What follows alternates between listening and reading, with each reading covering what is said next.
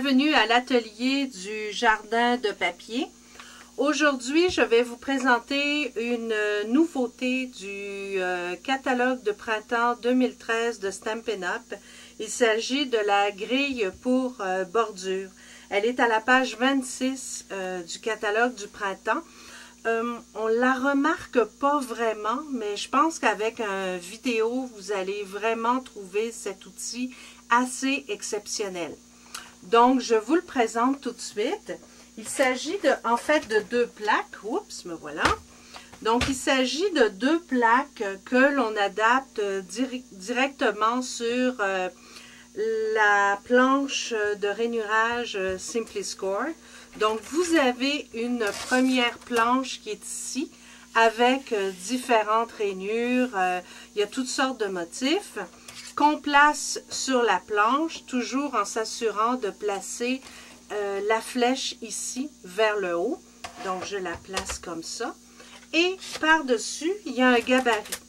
En fait, le gabarit, je vais vous montrer, il y a deux usages et... Oups, je l'ai mis à l'envers. Attendez. Voilà, comme ça s'adapte parfaitement. Donc, je vais maximiser cet outil parce que je vais vous montrer qu'est-ce qu'on peut faire avec ce gabarit-là pour réaliser cette jolie carte que j'ai baptisée Sous l'océan, le nom de la petite découpe Clear Lids qui est aussi une nouveauté dans le catalogue. Elle est absolument adorable, donc je n'ai pas pu résister. Donc, je vais vous montrer en fait comment réaliser cette carte toute simple. Donc, pour en revenir avec notre grille de bordure, je vais par exemple mettre un carton ici. Je vais vous montrer comment faire. Dans un premier temps, c'est sûr qu'on peut faire une bordure toute simple. Donc, si je le mets sur le coin et que j'adapte mon gabarit sur le dessus, oups, mon carton a bougé. Donc, disons que je mette mon carton comme ceci, avec ma grille par-dessus, parfait. Et là, en fait, la grille, le gabarit permet de voir où est-ce qu'on en est rendu. Parce que si on place notre papier directement sur les rainures, on ne verra pas du tout de quelle façon faire le design.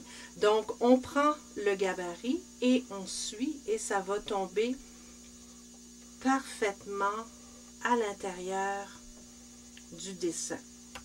Donc, on peut le repasser deux fois. Il faut appuyer fermement, mais surtout ne pas aller trop vite pour que ça déborde. Donc, là, je l'ai fait une fois. Je veux faire ce même motif, disons, à 1/4 de pouce d'intervalle. Et c'est ça la beauté de la chose, c'est que je tasse finalement ma grille à 1/4, comme ceci. Donc, je la place bien à 1/4 de pouce. Je remets mon carton au bout et je viens placer mon gabarit sur le 1/4 de pouce. Donc, il faut s'assurer que le papier reste bien. Et là, je recommence comme tout à l'heure. Donc, ma ligne, voyez-vous, on peut voir que c'est bien ajusté ici. Donc, je refais le même motif en tenant bien le gabarit sur la ligne, comme ceci, et je le refais deux fois pour être sûr que ça s'imprime, ça s'embosse comme il faut. Et voyez-vous, j'ai vraiment deux lignes parfaites, des pointillés qui se sont faits, des zigzags. Je vais rapprocher un petit peu pour que vous puissiez le voir. Oups, de l'autre côté. Donc, voyez-vous ici. Donc, ça vous permet d'avoir vraiment un joli motif de 1/4 de pouce de distance et je pourrais le faire plusieurs fois pour faire des belles bordures sur les cartes. Donc, pour faire le devant de ma carte sous l'océan, j'ai choisi les petits festons ici avec les petits pois. Je pense qu'on le voit bien à la carte, donc les festons avec les petits pois. Et je vais vous montrer comment le faire. Donc, c'est la même technique que tout à l'heure. Donc, je m'assure ici de le mettre à la bonne distance, simplement. Donc, je passe mon carton. Je m'ajuste ici avec le motif qui est juste en avant pour être sûr d'avoir une bonne distance. Donc, disons, je me mets en dessous du 4. Je vais placer ici, sans bouger le carton.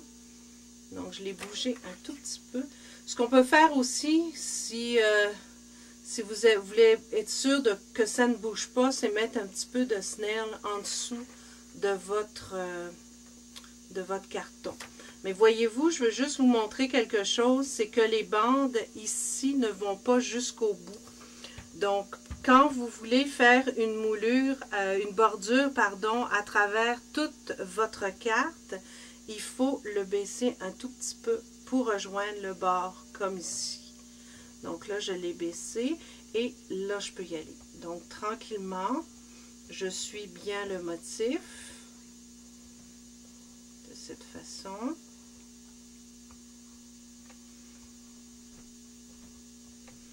Le gabarit me permet de savoir exactement où est la rainure dans la planche.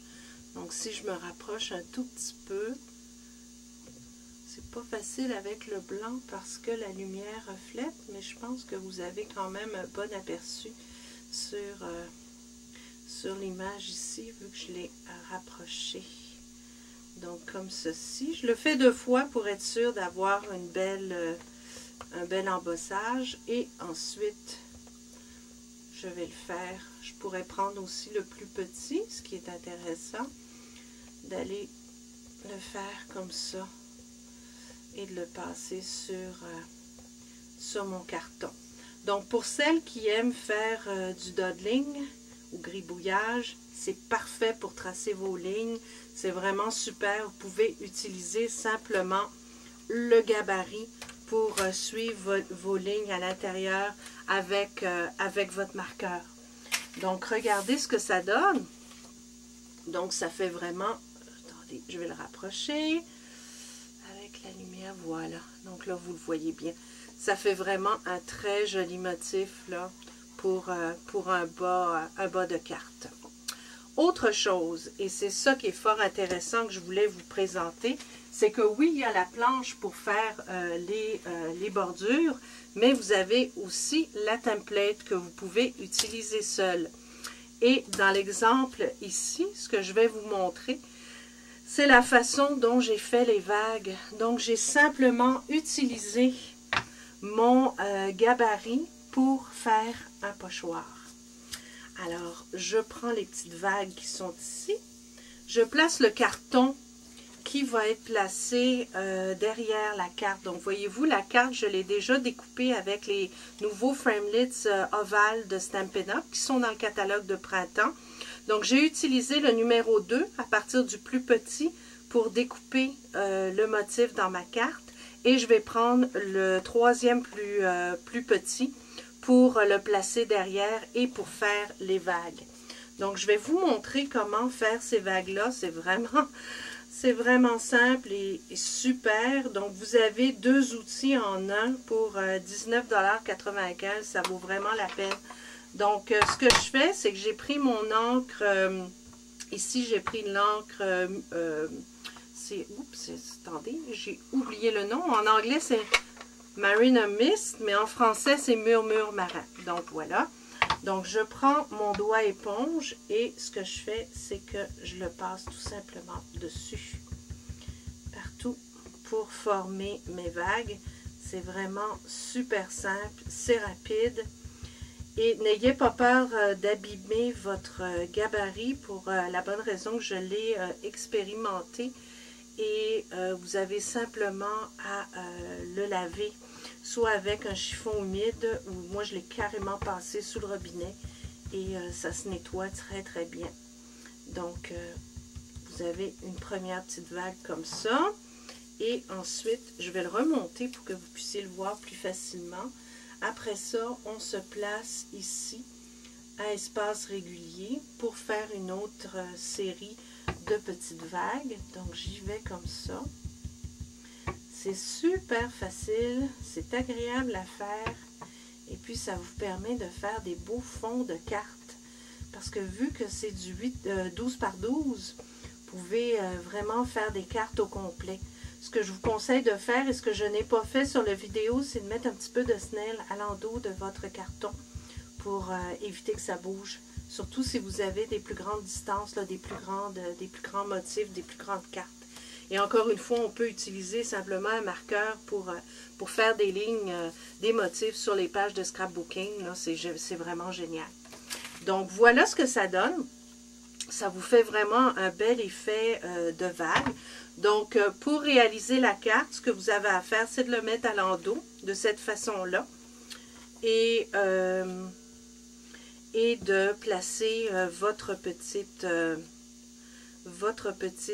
baleine que j'ai décorée. Donc, je l'ai décorée avec, j'ai mis un petit nœud autour de la petite queue. J'ai décoré avec des perles.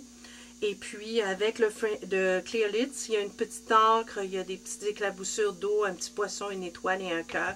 Donc, vous pouvez prendre ce que vous voulez là, pour le décorer. Ça fait une très jolie carte. Alors, merci d'avoir visionné ma petite vidéo d'aujourd'hui et d'avoir visité mon site jardindepapier.com. Je vous invite à me visiter souvent pour découvrir d'autres trucs et d'autres astuces. Donc, merci de votre visite et bonne création. Au revoir.